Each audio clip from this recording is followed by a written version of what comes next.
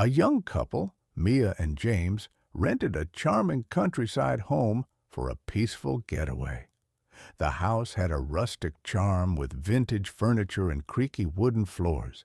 However, there was one oddity, a dark red stain on the bedroom floor. No matter how much they scrubbed or cleaned, the stain would always reappear by morning. Mia joked about it being the house's little quirk, but James felt uneasy.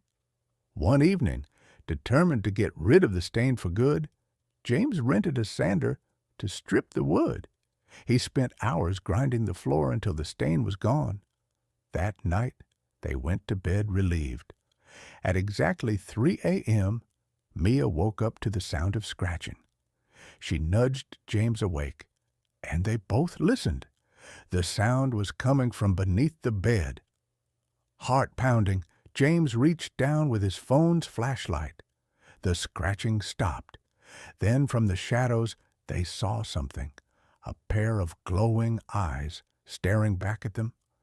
James jumped up, pulling Mia close. Suddenly, the room grew icy cold, and a low, guttural growl filled the air.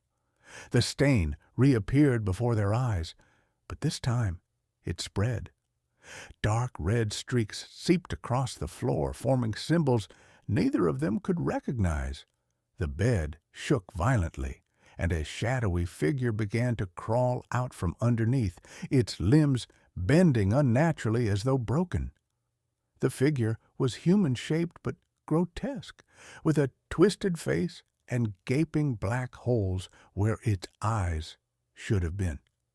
It whispered, "You can't erase what I did here," in a voice that sounded like it came from deep within the earth. The figure began to drag itself toward Mia, its long fingers leaving deep gouges in the wooden floor. Mia screamed, frozen in terror, but James grabbed her arm and pulled her toward the door. Just as they reached the hallway, the figure let out a blood-curdling scream. The house seemed alive. Doors slammed shut, windows rattled, and the walls began to bleed the same red substance. The couple fled outside, but when they looked back, they saw a figure standing in the bedroom window, watching them leave. The next day they reported the incident to the local authorities, who dismissed their story. A local man overheard and warned them, "You're lucky you got out." That house, they found a body there years ago. A man killed his wife and buried her under the bedroom floor. Some say her blood will never leave that house. Mia and James never returned, but locals say the house is still there, waiting for its next visitors. Some claim to hear screams at night, and others say the red stain grows larger with each passing year